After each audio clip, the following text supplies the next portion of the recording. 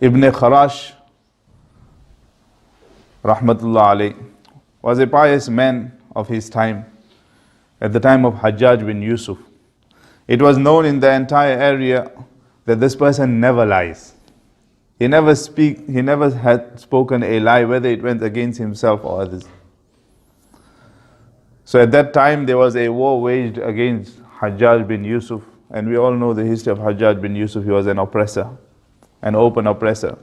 Although Hajjaj bin Yusuf used to recite one Quran every night in Tahajjud Salah. So he had piety in him as well.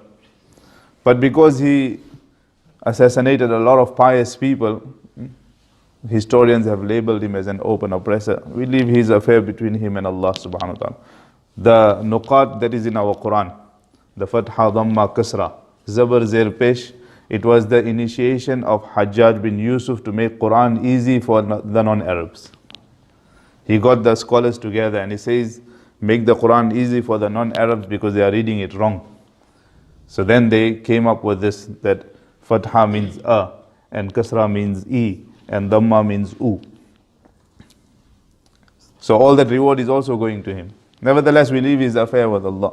So a war was waged against him. Nevertheless, he won the battle. The opposition were defeated. Ibn Khirash's two sons were in the opposition, so they lost.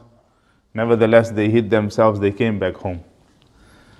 So Hajjaj bin Yusuf said, I'm looking for the two sons of Ibn Khirash. The best way to find them is ask Ibn Khirash himself. Today we will test him, does he lie or not? And they knew that if Hajjaj bin Yusuf finds his opposition, the only sentence he will give is death. So they brought Ibn Khirash into the court. Says, Ibn Khirash, where are your two sons? So he said, if I wanted to lie, today would be my day to lie. But my entire life I had refrained from lying because of the word of Rasulullah sallallahu alaihi wasallam. My two sons are healthy and they are at home in my house. So Hajjaj bin Yusuf told his courtiers to go and inquire where they are. So they found out, they said, yes, they are in his house. He's speaking the truth. So Hajjaj told him that because of you speaking the truth today, I forgive you and your sons. I give your two sons as a gift to you because of speaking the truth.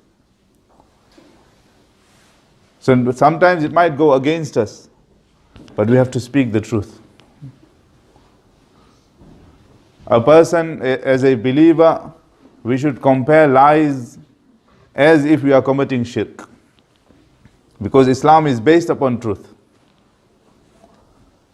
Sometimes we just lie blatantly and think there's no one to question us, there's no one to ask. Sometimes we lie just to make others laugh. That is also a lie. The Prophet ﷺ says, a person who speaks a lie, a person who speaks falsehood just to make others laugh, that is also counted as lies. It is also counted as zur.